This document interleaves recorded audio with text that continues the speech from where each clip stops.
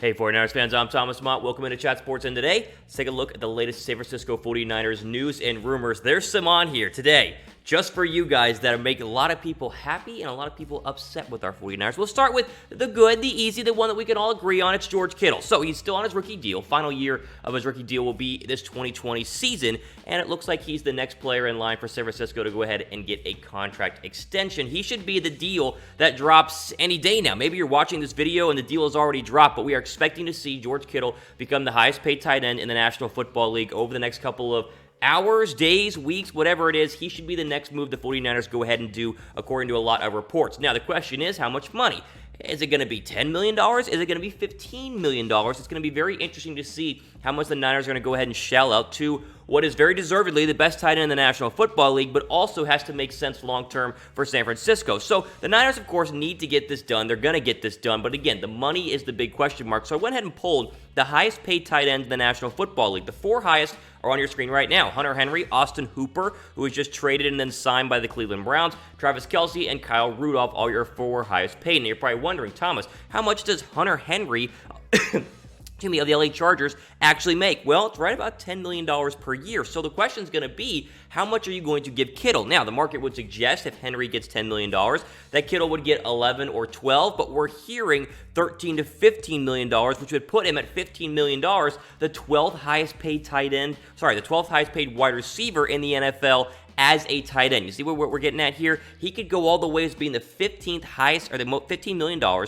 making him the highest paid tight end, but that would still only be 12th highest in terms of wide receiver, and I think a lot of us would agree Kittle is basically a wide receiver, even though he's one of the best blocking tight ends in the National Football League. Anything under $13 million is going to be an absolute steal for the services of George Kittle over the next 5 to 10 years. Now, again, go and throw up Kittle versus Austin Hooper in terms of 2019 stats.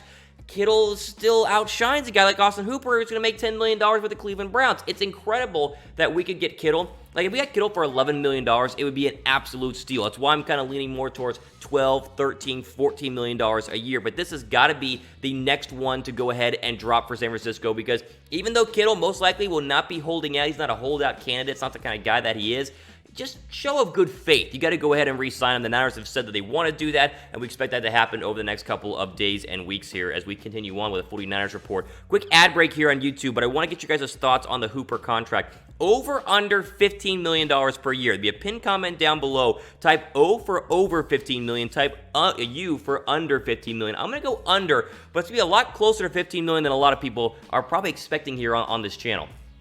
Moving on, this is the one that I said people are going to be torn on, whether they like it or not. Odell Beckham Jr., yes, he is back on the trading block according to ESPN, and an ESPN employee is hinting at our 49ers could be the spot to go ahead and, land Odell Beckham Jr. Now, ESPN's Bart Scott, of course, is the source on this one, saying that he has it well sourced that OBJ is on the trading block, and that Kyle Shanahan is in love with Odell Beckham Jr. And guess what? The Niners now have 2 first-round draft picks. Maybe you go ahead and send one for OBJ. Before I ask and try and figure out if you guys like this, let me go ahead and read the quote from Bart Scott. Quote, Kyle Shanahan is obsessed with Odell Beckham Jr. with his offense, and he offered the most. New York Giants Dave Gettleman did not want to move Odell to the Niners for 2 reasons. He didn't want him in the conference, so he wouldn't trade him within the NFC, which is why he went to the Browns. Number 2, he knew Odell would be successful with Kyle Shanahan. That trade would have made him look very, very bad, so he would not move him to the Niners. Again, this is Bart Scott recently looking back as to why the Niners did not make the trade to go ahead and get Odell Beckham Jr. because apparently the Giants and GM Dave Gettleman did not want to ship him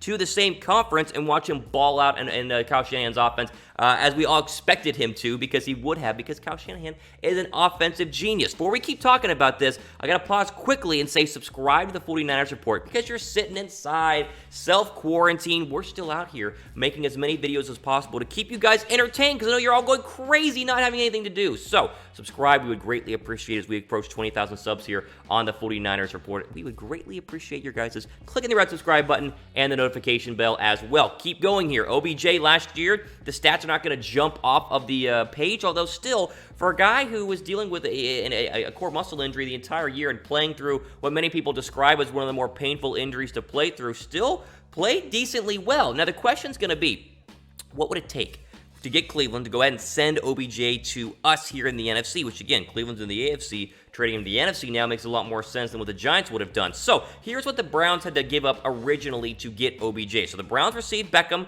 plus a 4th. And the Giants gave up a safety, Jabril Peppers, the 2019 first, instead of number 17 overall, a third, number 95, and a fifth. They kind of swapped the fifth and the fourth back. So essentially, a player plus a first plus a third. That's a lot to go ahead and give up. And the question now becomes, would it take that, or could you get him for a little bit cheaper because of the year he had last year? Let's just say, would you give up number 13 overall to go ahead and get Odell Beckham Jr.? That's like the question I want to have right now. Would you give up number 13 overall to go ahead and get OBJ? Now, again, people who are going to say no are going to say no because this is historically the best wide receiver draft in the National Football League in a very long time. Your top four guys, CeeDee Lamb, Jerry Jeudy, Henry Ruggs, and T. Higgins. The majority of those guys, if not all four, will be there at 13. You can argue the Jets and Raiders want to go ahead and grab them because as the draft sits right now, Cleveland's at 10.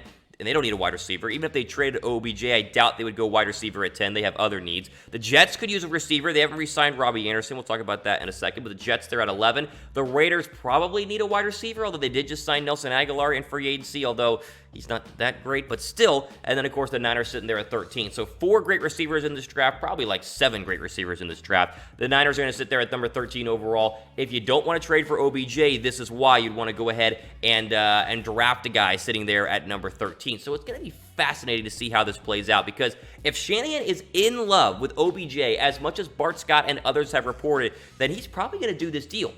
This deal would not have happened if they had not traded away DeForest Buckner, because then they would have not have had number 13 overall, and it would have just been overall a difficult thing to do to try to convince Niner fans, hey, we're going to trade away 31, our only first-round draft pick, meaning we have no day 1 or day 2 picks to go ahead and get Odell Beckham Jr. Now they could trade away number 13 to go ahead and make the deal. I'm fascinated to hear what you guys think about this. Would you trade for Odell Beckham Jr.? More specifically, would you give up number 13 overall for Odell Beckham Jr.? Type OBJ for yes, type no BJ for no. Producer Alicia wrote that one, pretty fun. OBJ for yes, no BJ, N-O-B-J for no. You see it on your screen right now. Type it down below. I'm fascinated to see what you guys think about this. And because I'm feeling generous here on a Monday as you guys are sitting inside your house, there are some great shipping deals that are taking place with our friends over at getting you guys a brand new 49er jersey, all authentic. The link's in the description, chatsports.com/49 jersey, and you get free shipping. This is a little hint from me to you. Don't tell anybody. Free shipping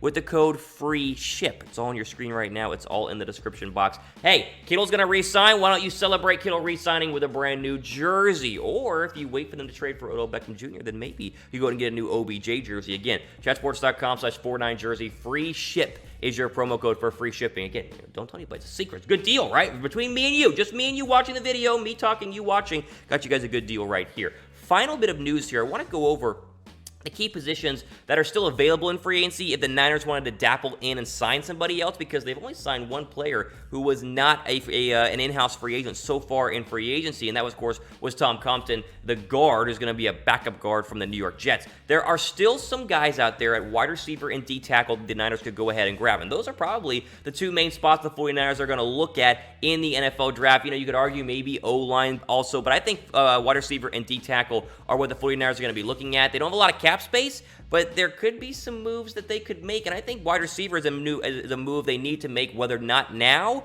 or maybe in the NFL draft as well. So the question is going to be, before we go ahead and give you guys the list, is do they need to make another move? Type Y down below for yes, type N down below for no. I'm curious if you guys think they should make one more move. And the moves that they could make are as follow. Wide receiver, the best 4 out there right now are Robby Anderson, Breshad Perriman, Philip Dorsett, and Taylor Gabriel. Now, Anderson is going to be too expensive. We're not going to be able to re-sign him, but a guy like Breshad Perriman, who was very, very good towards the latter part of last year with Jameis Winston in Tampa Bay, might be looking for a 1-year prove-it deal. The Niners could give him that deal. He's a burner. He's a defense stretcher. This could be a really, really smart, subtle move the Niners could make to go ahead and bolster that offense in case they aren't going to take a wide receiver at number 13 overall like we all expect them. In terms of D tackles, Shelby Harris, Snacks Harrison, Ndamukong Suh, and Tim Jernigan are all still available. A lot of people will jump on the name Ndamukong Suh. I don't want to disrupt that 49er D line with a guy who might not be a good locker room guy. I'd rather have Tim Jernigan, who was really, really good his first year in Philadelphia, the year they won the Super Bowl, and still has been a very good rotational